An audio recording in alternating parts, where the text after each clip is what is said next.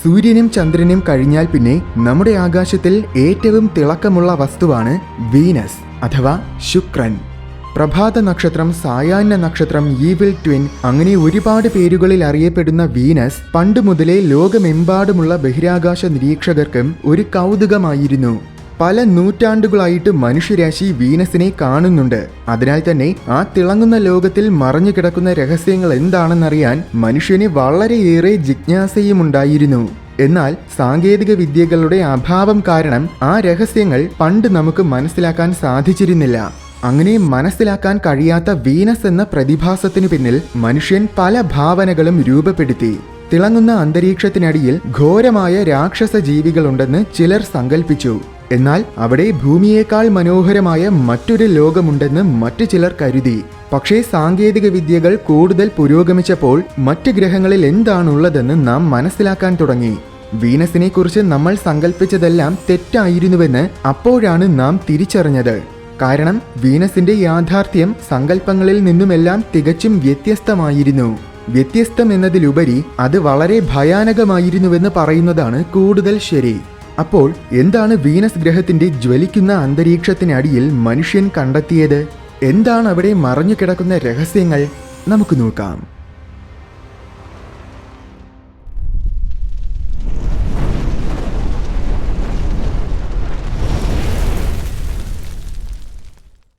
സൗരയൂഥത്തിലെ രണ്ടാമത്തെ ഗ്രഹമാണ് വീനസ്.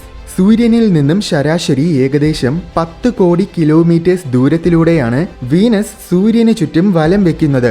ഇതൊരു തവണ സൂര്യന് ചുറ്റും വലം വയ്ക്കാൻ 225 ദിവസങ്ങളെടുക്കും. ഓരോ 584 ദിവസങ്ങൾ കൂടുമ്പോഴും ഭൂമിയും വീനസും തമ്മിലുള്ള ദൂരം ഏറ്റവും ചെറുതായിട്ട് ചുരുങ്ങും. മാർസ് അഥവാ ചൊവ്വാഗ്രഹത്തിൽ നമ്മൾ ഒരുപാട് ദൗത്യങ്ങൾ നടത്തിയിട്ടുണ്ട്. സൗരയൂഥത്തിൽ തന്നെ മറ്റു ബഹിരാകാശ വസ്തുക്കളിൽ വെച്ച് നമ്മൾ ഏറ്റവും കൂടുതൽ ദൗത്യങ്ങൾ നടത്തിയിട്ടുള്ളത് മാർസിൽ തന്നെയാണ്. അപ്പോൾ സ്വാഭാവികമായും ഭൂമിയിൽ നിന്നും ഏറ്റവും അടുത്തുള്ള ഗ്രഹവും മാർസ് തന്നെയാണെന്നായിരിക്കും ഒരുപക്ഷെ നമ്മൾ കരുതുന്നത്. എന്നാൽ ശരിക്കും മാർസ് ഗ്രഹം ഭൂമിയുടെ ഏറ്റവും അടുത്ത് വരുമ്പോൾ ഭൂമിക്കും മാർസിനുമിടയിൽ 620 ലക്ഷം കിലോമീറ്റേഴ്സ് ദൂരമുണ്ടായിരിക്കും. എന്നാൽ വീനസ് ഭൂമിയുടെ ഏറ്റവും അടുത്ത് വരുമ്പോൾ ഭൂമിക്കും വീനസിനുമിടയിൽ 610 ലക്ഷം കിലോമീറ്റേഴ്സ് ദൂരമേ ഉണ്ടായിരിക്കൂ. എന്നുവെച്ചാൽ ഭൂമിയുടെ ഏറ്റവും അടുത്തുള്ള ഗ്രഹം യഥാർത്ഥത്തിൽ വീനസ് ആണ്. വീനസിനും ഭൂമിക്കും ചില സാമ്യതകളുണ്ട്. ഏകദേശം 12,104 കിലോമീറ്റേഴ്സ് ആണ് വീനസിന്റെ വ്യാസം, അതായത് ഭൂമിയുടെ 95% വലിപ്പം. അതുപോലെ തന്നെ ഭൂമിയുടെ 82% കൂടുതൽ മാസും വീനസിനുണ്ട്. ഈ സാമ്യതകൾ കൊണ്ട് വീനസിനെ ഭൂമിയുടെ ഇരട്ട സഹോദരിയായിട്ടാണ് പണ്ട് ഭൂരിഭാഗം പേരും പരിഗണിച്ചിരുന്നത്. വീനസിന് സ്വന്തം അച്ചുതണ്ടിൽ ഒരു തവണ കറങ്ങാൻ 243 ദിവസങ്ങളെടുക്കും. എന്നുവെച്ചാൽ ഭൂമിയുടെ 243 ദിവസങ്ങളാണ് വീനസിന്റെ ഒരു ദിവസം. അപ്പോൾ വീനസിന്റെ ഒരു വർഷത്തിനേക്കാൾ ദൈർഘ്യമുള്ളതാണ് വീനസിന്റെ ഒരു ദിവസം. മറ്റൊരു കാര്യമെന്നത് സൗരയൂഥത്തിലെ ബാക്കി എല്ലാ ഗ്രഹങ്ങളും ആന്റി ക്ലോക്ക് വൈസ് ദിശയിലാണ് അവയുടെ സ്വന്തം അച്ചുതണ്ടിൽ കറങ്ങുന്നത്. എന്നാൽ വീനസ് മാത്രം ക്ലോക്ക് വൈസ് ദിശയിലാണ് കറങ്ങുന്നത്. അതിന്റെ കാരണം ഒരുപക്ഷെ പല ശതകോടി വർഷങ്ങൾക്ക് മുന്നേ, അതായത് സൗരയൂഥത്തിന്റെ ആരംഭ കാലഘട്ടത്തിൽ വലിയൊരു ബഹിരാകാശ വസ്തുവെന്ന് വീനസിൽ കൂട്ടിയിടിച്ചതുകൊണ്ടായിരിക്കുമെന്നാണ് നിഗമനം. വീനസിന്റെ അന്തരീക്ഷം അത്യധികം കട്ടി കൂടിയതാണ്. കട്ടി എന്ന് പറയുമ്പോൾ ഭൂമിയുടെ അന്തരീക്ഷത്തിന്റെ 90 മടങ്ങിൽ കൂടുതൽ കട്ടിയുള്ളതാണ് വീനസിന്റെ അന്തരീക്ഷം. ഈ കട്ടി കൂടിയ അന്തരീക്ഷം കാരണം തന്നെ അതിന്റെ ഉപരിതലം കാണാനും അവിടെ എന്താണുള്ളതെന്ന് മനസ്സിലാക്കാൻ പണ്ട് നമുക്ക് സാധിച്ചിരുന്നില്ല. അപ്പോൾ വീനസിന്റെ അന്തരീക്ഷത്തിനടിയിൽ പല നിഗൂഢ രഹസ്യങ്ങളും മറഞ്ഞു കിടക്കുന്നുണ്ടെന്ന് മനുഷ്യൻ സങ്കല്പിച്ചു. മനുഷ്യരെക്കാൾ ഒരുപാട് പുരോഗമിച്ച ഒരു സമൂഹം വീനസിലുണ്ടെന്നും അവരെ നമ്മൾ കാണാതിരിക്കാൻ വേണ്ടി അവരുണ്ടാക്കിയതാണ് വീനസിന്റെ കട്ടി കൂടിയ അന്തരീക്ഷമെന്നുമൊക്കെയുള്ള സിദ്ധാന്തങ്ങൾ പണ്ട് പ്രചരിച്ചിരുന്നു. പക്ഷേ ഇതൊക്കെ മനുഷ്യൻ ഒരിക്കലും ഭൂമിയുടെ അന്തരീക്ഷം കടന്ന് പുറത്തു പോകാൻ കഴിയില്ല എന്ന് കരുതിയിരുന്ന കാലത്തിൽ വിശ്വസിക്കപ്പെട്ടിരുന്ന സിദ്ധാന്തങ്ങളാണ്.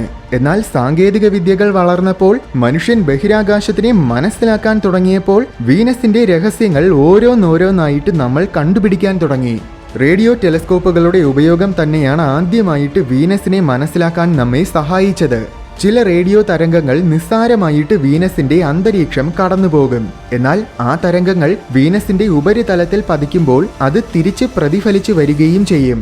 ഇത് മനസ്സിലാക്കിയതുകൊണ്ടാണ് 1970കളുടെ അവസാനത്തിൽ തന്നെ നമുക്ക് വീനസിന്റെ ഉപരിതലത്തിന്റെ വലിയൊരു മാപ്പ് തയ്യാറാക്കാൻ പറ്റിയത്. 1978 അയച്ച നാസയുടെ പയോനീർ വീനസ് ഓർബിറ്റർ എന്ന പേടകമാണ് അതിന് നമ്മെ സഹായിച്ചത്. എന്നാൽ അതിനു മുന്നേ തന്നെ വീനസിനെ കുറിച്ച് നമ്മൾ മനസ്സിലാക്കിയിരുന്നു. മനുഷ്യരാശി ആദ്യമായിട്ട് മറ്റൊരു ഗ്രഹത്തിൽ ഒരു ബഹിരാകാശ പേടകമിറക്കിയത് യഥാർത്ഥത്തിൽ മാർസിലല്ല, മറിച്ച് വീനസിലാണ്. അത് 1966 സോവിയറ്റ് യൂണിയൻ വിക്ഷേപിച്ച വെനേറ 3 എന്ന പേടകമായിരുന്നു. നിർഭാഗ്യവശാൽ അത് അന്തരീക്ഷത്തിൽ പ്രവേശിക്കുന്നതിന് മുന്നേ തന്നെ അതുമായിട്ടുള്ള കമ്മ്യൂണിക്കേഷൻ നഷ്ടമായി. എന്നാൽ 1975 സോവിയറ്റ് യൂണിയൻ തന്നെ വിക്ഷേപിച്ച വെനേറ 7 എന്ന പേടകം വിജയകരമായിട്ട് വീനസിന്റെ ഉപരിതലത്തിൽ ഇറങ്ങുകയും പല നൂറ്റാണ്ടുകളായിട്ട് മനുഷ്യരാശി കാണാൻ കാത്തിരുന്ന വീനസിന്റെ ഉപരിതലത്തിന്റെ അത്ഭുത ചിത്രങ്ങൾ പകർത്തി നമുക്ക് അയച്ചു തരികയും ചെയ്തു. കാലക്രമേണ കൂടുതൽ പേടകങ്ങളെ മനുഷ്യൻ വീനസിലേക്ക് അയച്ചു. 1990 നാസയുടെ മെഗലൻ പേടകം വീനസിന് ചുറ്റും വലം വെച്ചുകൊണ്ട് വീനസിന്റെ ഡേറ്റകൾ ശേഖരിച്ച് നമുക്ക് അയച്ചു തന്നു. 4 വർഷത്തിൽ കൂടുതൽ കാലം ഇത് വീനസിനെ നിരീക്ഷിച്ചുകൊണ്ടിരുന്നു. ആ 4 വർഷങ്ങൾ കൊണ്ട് വീനസിന്റെ ഉപരിതലത്തിന്റെ 95% ചിത്രങ്ങളും മെഗലൻ പകർത്തിയിരുന്നു. ഇന്ന് നമുക്ക് വീനസിനെ കുറിച്ച് അറിയാവുന്ന വലിയൊരു ശതമാനം കാര്യങ്ങളും ഈ പേടകത്തിലൂടെയാണ് നമ്മൾ മനസ്സിലാക്കിയത്.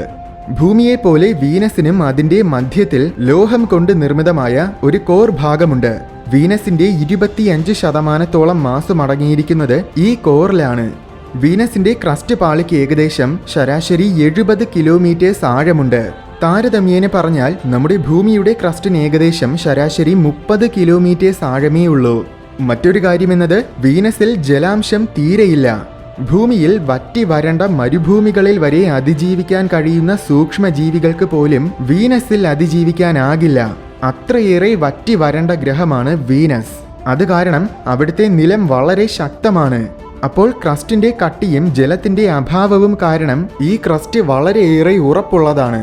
അനന്തരഫലമായി വീനസിൽ ഇന്ന് ടെക്ടോണിക് പ്ലേറ്റ്സ് ഇല്ല. ഭൂമിയിലാണെങ്കിൽ ടെക്ടോണിക് പ്ലേറ്റ്സ് ഉള്ളതിനാൽ അഗ്നിപർവ്വത വിസ്ഫോടനങ്ങളൊക്കെ നിരന്തരമായിട്ട് സംഭവിക്കാറുണ്ട്. വീനസിൽ നമ്മൾ ആയിരക്കണക്കിന് അഗ്നിപർവ്വതങ്ങളെ കണ്ടെത്തിയിട്ടുണ്ട്. സൗരയൂഥത്തിൽ ഏറ്റവും കൂടുതൽ അഗ്നിപർവ്വതങ്ങളുള്ള ഗ്രഹം വീനസ് ആണ്.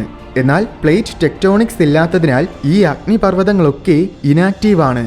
അങ്ങനെയെങ്കിൽ ലക്ഷക്കണക്കിന് വർഷങ്ങൾ കൂടുമ്പോഴായിരിക്കും അത്രയും കാലം ക്രസ്റ്റിനടിയിൽ കൂടി നിന്ന സമ്മർദ്ദം കാരണം വീനസിൽ അഗ്നിപർവ്വത വിസ്ഫോടനങ്ങൾ സംഭവിക്കുന്നതെന്നാണ് കരുതപ്പെടുന്നത്. അങ്ങനെ സംഭവിക്കുമ്പോൾ വീനസിലുള്ള എല്ലാ അഗ്നിപർവ്വതങ്ങളും ചിലപ്പോൾ ഒരുമിച്ചായിരിക്കും പൊട്ടി ഒഴുകുന്നത്. അങ്ങനെ പൊട്ടി ഒഴുകുമ്പോൾ വീനസിന്റെ ഉപരിതലം ഭൂരിഭാഗവും ലാവ കൊണ്ട് നിറയും. മെർക്കുറിയുടെയും ചന്ദ്രന്റെയും ഒക്കെ ഉപരിതലത്തിൽ കാണുന്നത് പോലെ വീനസിന്റെ ഉപരിതലത്തിൽ നമുക്ക് ധാരാളം ക്രേറ്റേഴ്സ്, അതായത് ഉൽക്കകൾ വന്ന് പതിച്ചതിന്റെ പാടുകൾ കാണാൻ സാധിക്കാത്തതിന്റെ ഒരു കാരണം ഇതാണ്. എന്തെന്നാൽ അഗ്നിപർവ്വതങ്ങൾ പൊട്ടി ഒഴുകുമ്പോൾ ഉപരിതലത്തിലുണ്ടായ ക്രേറ്റേഴ്സ് ഒക്കെ മൂടപ്പെടും. അതുമാത്രമല്ല, അന്തരീക്ഷത്തിന്റെ തീവ്രമായ കട്ടി കാരണം ചെറിയ ഉൽക്കകളൊക്കെ അന്തരീക്ഷത്തിൽ പ്രവേശിക്കുമ്പോൾ തന്നെ തകർന്നു പോകും. പക്ഷേ ഇത് പറയുമ്പോഴും ഭൂമിയുടെ ഉപരിതലത്തിൽ കാണുന്നതിനേക്കാൾ കൂടുതൽ ക്രേറ്റേഴ്സ് നമുക്ക് വീനസിന്റെ ഉപരിതലത്തിൽ കാണാൻ സാധിക്കും. പക്ഷേ അതൊന്നും ചെറിയ ക്രേറ്റേഴ്സ് ആയിരിക്കില്ല, പകരം വലിയ ക്രേറ്റേഴ്സ് ആയിരിക്കും. എന്തായാലും നിലവിൽ വീനസിലുള്ള ഒരൊറ്റ അഗ്നിപർവ്വതം പോലും ആക്റ്റീവ് ആണെന്ന് സ്ഥിരീകരിച്ചിട്ടില്ല. വീനസിനൊരു മാഗ്നറ്റിക് ഫീൽഡ് അഥവാ കാന്തിക വലയമുണ്ട്. പക്ഷേ അത് തീരെ ദുർബലമാണ്. ദുർബലമെന്ന് വെച്ചാൽ ഒരു തരത്തിൽ ഇതിന് മാഗ്നറ്റിക് ഫീൽഡ് ഇല്ല എന്ന് തന്നെ പറയേണ്ടി വരും. അത്രയേറെ ദുർബലമാണ് ഇതിന്റെ കാന്തിക വലയം. അപ്പോൾ കാന്തിക വലയത്തിന്റെ സഹായമില്ലാതെ വീനസിന് എങ്ങനെയാണ് ഇതിന്റെ അന്തരീക്ഷത്തിനെ നിലനിർത്താൻ സാധിക്കുന്നത്? എന്തെന്നാൽ മാർസിന്റെ അന്തരീക്ഷം നഷ്ടപ്പെടാനുള്ള പ്രധാന കാരണം അതിന്റെ മാഗ്നറ്റിക് ഫീൽഡ് ഇല്ലാതാവുകയും അനന്തരഫലമായി സൂര്യന്റെ സൗരക്കാറ്റ് അന്തരീക്ഷത്തിലെ വാതകങ്ങളെ കൊണ്ടുപോവുകയും ചെയ്തതുകൊണ്ടാണ്. പക്ഷേ വീനസിന്റെ അന്തരീക്ഷം അങ്ങനെ സൗരക്കാറ്റ് കൊണ്ടുപോകാത്തതിന്റെ കാരണം വീനസിന്റെ അന്തരീക്ഷത്തിൽ അടങ്ങിയിരിക്കുന്നത് 95% കാർബൺ ഡയോക്സൈഡാണ്. ബാക്കി 5% സൾഫർ ഡയോക്സൈഡും കാർബൺ മോണോക്സൈഡും പോലെയുള്ള വിഷവാതകങ്ങളുമാണ്. ഇത്തരം വാതകങ്ങൾ വളരെ കനം കൂടിയവയാണ്. സൂര്യന്റെ സൗരക്കാറ്റിന് ഇത്രയും കട്ടി കൂടിയ വാതകങ്ങളെ കൊണ്ടുപോകാനുള്ള ശക്തിയില്ല. അതുമാത്രമല്ല, ഇത്രയും കനമുള്ള ഒരു അന്തരീക്ഷത്തിനെ പിടിച്ചു നിർത്താൻ ആവശ്യമായ ശക്തമായ ഗുരുത്വാകർഷണ ബലവും വീനസിനുണ്ട്. ഇത്രയും കട്ടി കൂടിയ ഒരു അന്തരീക്ഷം കാരണം സൗരയൂഥത്തിലെ ഏറ്റവും ചൂട് കൂടിയ ഗ്രഹം വീനസ് ആണ്. സൂര്യന്റെ ഏറ്റവും അടുത്ത് നിൽക്കുന്ന മെർക്കുറി സൂര്യനിൽ നിന്നും ഏകദേശം 6 കോടി കിലോമീറ്റേഴ്സ് ദൂരത്തിലാണ് നിൽക്കുന്നത്. അവിടുത്തെ ശരാശരി താപനില പകൽ സമയത്തിൽ 430 ഡിഗ്രി സെൽഷ്യസ് വരെ ഉയരും. എന്നാൽ 10 കോടി കിലോമീറ്റേഴ്സ് ദൂരത്തിൽ നിൽക്കുന്ന വീനസിൽ ശരാശരി 460 ഡിഗ്രി സെൽഷ്യസ് ആണ് താപനില. പകൽ സമയത്തിൽ മാത്രമല്ല, രാത്രിയിലും വീനസിന്റെ ധ്രുവ പ്രദേശങ്ങളിൽ പോലും ഇത് തന്നെയാണ് അവസ്ഥ. ഭൂമിയുടെ 90 മടങ്ങിൽ കൂടുതൽ കട്ടിയുള്ള വീനസിന്റെ അന്തരീക്ഷം സൂര്യനിൽ നിന്നും ലഭിക്കുന്ന ചൂടിനെ ഉള്ളിൽ തടഞ്ഞു നിർത്തുന്നത് കൊണ്ടാണ് വീനസ് ഇത്രയും ചൂടായിരിക്കുന്നത്. വീനസിന്റെ അന്തരീക്ഷം മുഴുവൻ സൾഫ്യൂരിക് ആസിഡ് കൊണ്ടുള്ള മേഘപടലങ്ങളാൽ നിറഞ്ഞതാണ്. അന്തരീക്ഷത്തിലെ കാർബൺ ഡയോക്സൈഡും സൾഫ്യൂരിക് ആസിഡ് മേഘങ്ങളും കാരണമാണ് വീനസിന്റെ ഉപരിതലത്തിനെ സാധാരണഗതിയിൽ നമുക്ക് കാണാൻ കഴിയാത്തതും. ഈ മേഘങ്ങളിൽ നിന്നും നിരന്തരമായിട്ട് സൾഫ്യൂരിക് ആസിഡ് മഴ പെയ്യാറുണ്ട്. പക്ഷേ ഈ പെയ്യുന്ന മഴ സാധാരണയായി നിലത്തിൽ വന്ന് വീഴുകയില്ല. കാരണം പെയ്യുന്ന മഴ തറയിലെത്തുന്നതിനും കിലോമീറ്ററുകൾക്ക് മുകളിൽ വെച്ച് തന്നെ അത് നീരാവിയായി തിരിച്ച് മേഘമായിട്ട് മാറും.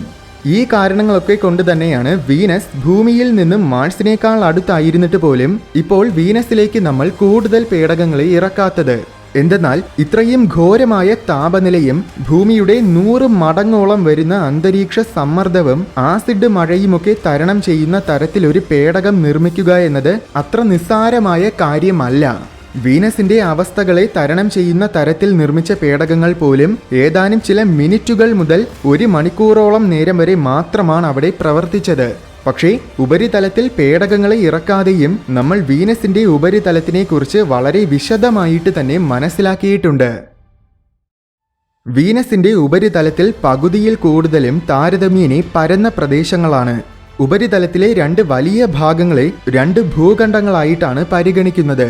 നോർത്ത് ഭാഗത്തിലുള്ള ഇഷ്താർ ടെറയും ഇക്വേറ്റർ ഭാഗത്തിലുള്ള അഫ്രോഡൈറ്റ് ടെറയുമാണ് 2 ഭൂഖണ്ഡങ്ങൾ. ഇതിൽ അഫ്രോഡൈറ്റ് ടെറയാണ് ഏറ്റവും വലുത്. അതിന് ഏകദേശം നമ്മുടെ സൗത്ത് അമേരിക്കയുടെ അത്ര വലിപ്പമുണ്ട്. അഫ്രോഡൈറ്റ് ടെറയിൽ പ്രധാനമായും 3 സ്ഥലങ്ങളുണ്ട്: അറ്റ്ല, ഫെറ്റിസ്, ഓവ്ഡ. ഭൂഖണ്ഡത്തിന്റെ കിഴക്ക് ഭാഗത്തിൽ കാണുന്നതാണ് അറ്റ്ല. വീനസിലെ ഏറ്റവും ഉയരം കൂടിയ 2ാമത്തെ പർവ്വതം സ്ഥിതി ചെയ്യുന്നത് ഇവിടെയാണ്. ഇതിന് ഏകദേശം 8500 മീറ്റേഴ്സ് ഉയരമുണ്ട്. ഇതൊരു വലിയ ഇനാക്റ്റീവായ അഗ്നിപർവ്വതമാണ്. ഭൂഖണ്ഡത്തിന്റെ പടിഞ്ഞാറ് ഭാഗത്തിലാണ് ഓവ്ഡ എന്ന സ്ഥലം. ഇവിടെ പണ്ട് സംഭവിച്ച അഗ്നിപർവ്വത വിസ്ഫോടനങ്ങളുടെ ധാരാളം അടയാളങ്ങൾ ഇന്ന് നമുക്ക് കാണാൻ സാധിക്കും. ഇവിടെ ഒരുപാട് മലനിരകളുമുണ്ട്. ഭൂഖണ്ഡത്തിന്റെ കൂടുതൽ പടിഞ്ഞാറിലേക്ക് പോകുമ്പോൾ അവിടെ ചില സമതല പ്രദേശങ്ങൾ കാണാം. ഇവിടെയാണ് സോവിയറ്റ് യൂണിയന്റെ 4 വെനേറ പേടകങ്ങൾ ചെന്നിറങ്ങിയത്. ഇവിടെ നിന്നുമുള്ള ചിത്രങ്ങളാണ് 1975 വെനേറ 7 പകർത്തി നമുക്ക് അയച്ചു തന്നത്. ഉത്തര ധ്രുവത്തിലേക്ക് പോകുമ്പോൾ 2ാമത്തെ ഭൂഖണ്ഡമായ ഇഷ്താർ ടെറ നമുക്ക് കാണാം. ഇതിന് ഏകദേശം നമ്മുടെ ഓസ്ട്രേലിയയുടെ അത്ര വലിപ്പമുണ്ട്. ഈ ഭൂഖണ്ഡത്തിന്റെ മധ്യത്തിലാണ് വീനസ് ഗ്രഹത്തിലെ ഏറ്റവും വലിയ അഗ്നിപർവ്വതം സ്ഥിതി ചെയ്യുന്നത്. മാക്സ്വെൽ മൗണ്ടെയിൻ എന്നാണ് അതിന്റെ പേര്. ഇതിന് ഏകദേശം 12 കിലോമീറ്റേഴ്സ് ഉയരമുണ്ട്. ഗ്രഹത്തിലെ ഏറ്റവും താപനില കുറഞ്ഞ സ്ഥലമാണ് ഈ പർവ്വതനിരകൾ.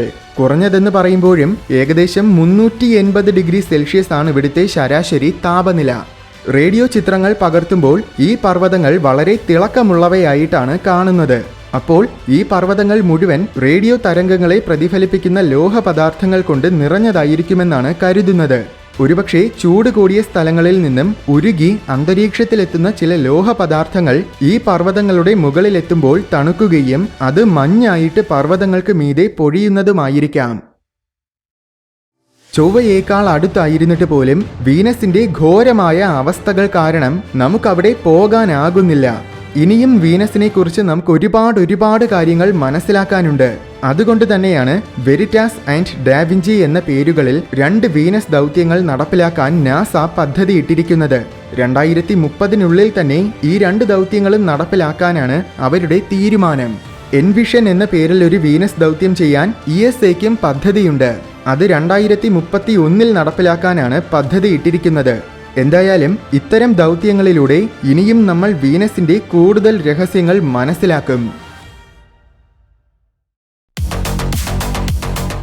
വീഡിയോ ഇഷ്ടമായെങ്കിൽ ലൈക്ക് ചെയ്യണമെന്നും ഇതുപോലെ കൗതുകവും വിജ്ഞാനവും നിറഞ്ഞ കൂടുതൽ വീഡിയോസ് കാണാനായിട്ട് ഈ ചാനൽ മറക്കാതെ സബ്സ്ക്രൈബ് ചെയ്യണമെന്നും ഓർമ്മിപ്പിക്കുന്നു.